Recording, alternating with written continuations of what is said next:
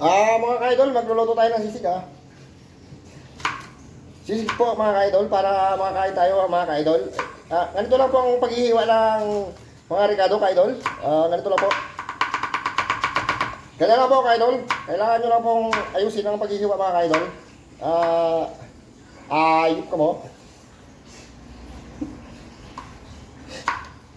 Ito po mga ka-idol, ganito lang po ang paghihiwa ng sili po mga ka-idol. Ito po ang siling green mga ka-idol.